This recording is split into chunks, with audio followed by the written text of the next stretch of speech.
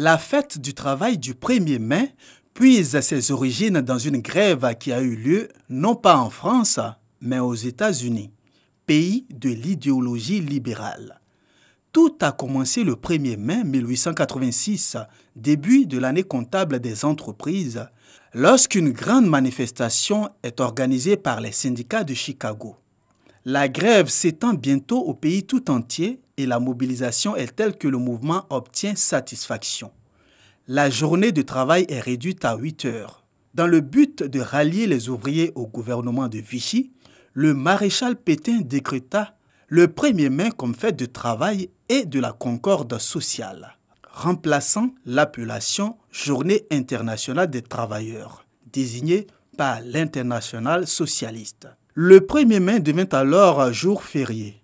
La fleur d'églantine rouge, qui était un symbole du 1er mai en 1891, arborée par les militants et syndicalistes, cède sa place au muguet à la Libération, récupérant cette coutume ancienne que le maréchal Pétain remit au goût du jour.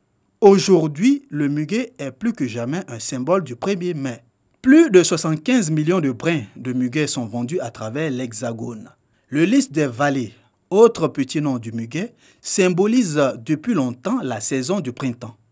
Au fil des époques, la plante a pris une place de plus en plus importante dans l'imaginaire collectif au moment du 1er mai. Et c'est d'ailleurs un 1er mai qu'est véritablement née la tradition bien connue du muguet. Le brin de muguet que l'on s'offre le 1er mai aura aussi bien des vertus porte-bonheur qu'une portée politique. Associée au retour du printemps, la tradition du muguet remonte à l'époque des Celtes. Dans les locaux de l'inspection du travail au plateau, un travailleur vient solliciter les services d'un inspecteur du travail. C'est le quotidien des fonctionnaires qui assure cette charge. Le visiteur, travailleur du privé, est venu expliquer qu'il est en conflit avec son employeur. L'inspecteur du travail va l'enregistrer dans une perspective de règlement et à la lumière du Code du travail. Dans une entreprise, si les syndicalistes ne sont pas bien formés dans le Code du travail, dans les droits et devoirs des travailleurs, si le patron aussi non plus n'est pas informé, n'est pas outillé pour mieux gérer le Code du travail, il n'y a pas de doute à se faire. Ça va être une entreprise où il y aura toujours des accros, où il y aura toujours des querelles. Nous faisons beaucoup de sensibilisation. Ils ont besoin d'être formés. Il y a des dispositions légales et réglementaires qui existent. Et les services d'inspection du travail et d'inspection de santé et sécurité au travail sont chargés donc de veiller à l'application de ces dispositions-là sur le lieu de travail. L'inspecteur du travail est un fonctionnaire placé sous l'autorité du ministère de l'Emploi et de la Protection sociale. Il est chargé de contrôler l'application de la réglementation du travail telle que prévue dans le Code du travail et la convention collective. À ce titre, il conseille et informe employeurs et salariés sur leurs droits et obligations respectifs. En cas de conflit ou litige, l'inspecteur du travail concilie les deux parties. L'inspection du travail, on doit pouvoir donner mandat ou bien on doit pouvoir donner pouvoir à l'inspection du travail de souvent faire des mises en demeure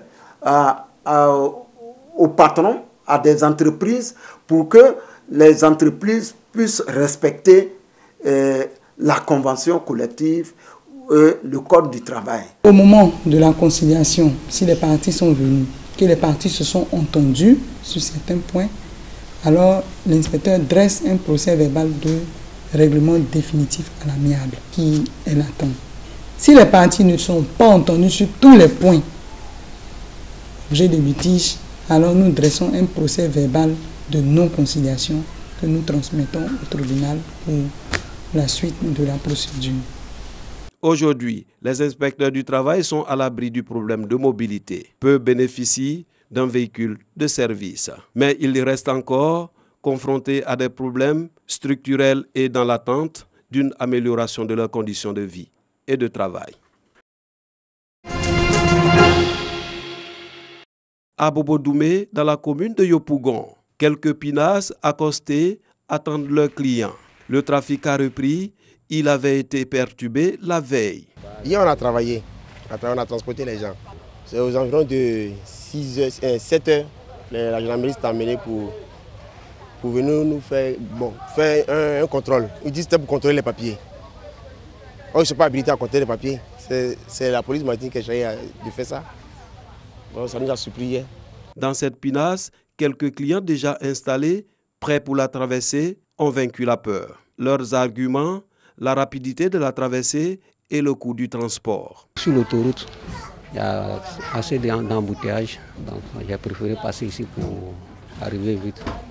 Depuis l'année passée, je prends bateau-bus. Ça m'arrange par rapport au prix. Parce que si je vais prendre ici, aller prendre là-bas, Baka, tout ça là, je vois que le transport est trop. Attends, si je vais prendre ici, je vais décomposer jusqu'à arriver à 13 juillet. Ça peut arriver au moins 1000 francs.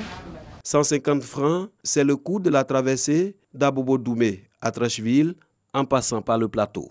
Un avantage qui prime pour les passagers sur les questions de confort et de sécurité. Les différentes attractions touristiques de nos régions présentées aux visiteurs. Pour cette 9e édition du Salon international du tourisme d'Abidjan, les conseils régionaux ont voulu présenter tout ce qu'il y a de beau et d'agréable dans leur département. Nous sommes venus vous parler de cette région qui a une mosquée qui date du XVIIe siècle à Kouto, d'une case qui date du XVIIe siècle à Kolia. Nous sommes venus vous parler des arbres multiséculaires de Pimvro. Bref, nous sommes venus vous inviter à découvrir avec nous la Bagoué.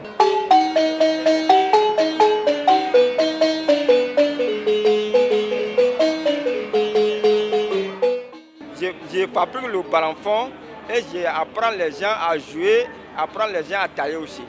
Mais je veux former les enfants, nos arrière-enfants, pour ne pas que la trace perd.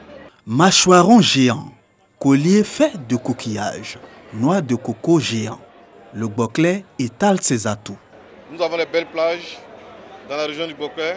Tous ces fruits de mer, ces poissons, ces langoustes, ces crabes, les singes, les réserves à singes que vous pouvez visiter, les mangroves à Palétuvier, les fleuves, les lacs marins, les cascades, les bâtiments coloniaux et historiques, ainsi de suite. Tour à tour, les exposants parlent de ce qu'ils ont de mieux chez eux. Nous avons un vrai produit local avec les pailles tissées de la région du Béquet. Il y a les poteries de très très bonne qualité et c'est vraiment de bons produits locaux qu'il faut optimiser et qu'il faut profiter de ça au lieu d'aller chercher à l'étranger ce que nous avons sur place ici à Boaké. Notre stand ici est représenté en 2 volets.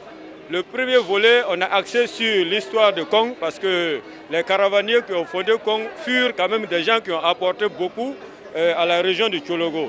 Deuxièmement, le deuxième volet, c'est tout ce qui est textile, alimentaire et artisanat et autres choses en bronze. Par exemple, les pas géants de Sango Paris, c'est une originalité. Le Sumbarak, aujourd'hui, qu'on a en café, c'est une originalité. Dans la région de la Mé, on trouve des montagnes. Il y a les monts Mafa. On peut faire des ascensions des monts Mafa. Il y a les chutes de Malamalasso dans le village de Aboisseau-Komoué. Et également la baie lagunaire du village de Guédoumé et Ingracon dans la sous-préfecture d'Alépé. Les monts Mafa, c'est à Bessé-Di-Brignan sur la route d'Azopé. Même pour les habitués du salon, il y a toujours de nouvelles choses à découvrir. Il y a l'innovation et je vois que le tourisme est en train de prendre de l'ampleur. Voilà. On croit qu'à Abidjan, on voit un peu un condensé de la Côte d'Ivoire, mais c'est faux. Lorsqu'on voit les stands des régions, lorsqu'on voit un petit peu les différents produits, l'artisanat, les vêtements, tout ce qui est touristique, tout ce qui est alimentaire, ça donne un aperçu quand même beaucoup plus complet. Et je pense que c'est ce qui fait l'intérêt de ce salon. J'ai découvert là les poteries. Je connaissais celle de Boaké, mais pas celle-ci.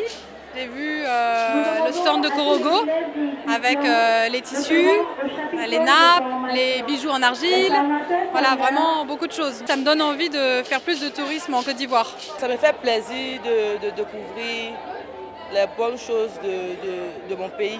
Le CITA 2019 aura tenu toutes ses promesses. Rendez-vous l'année prochaine pour de nouvelles découvertes.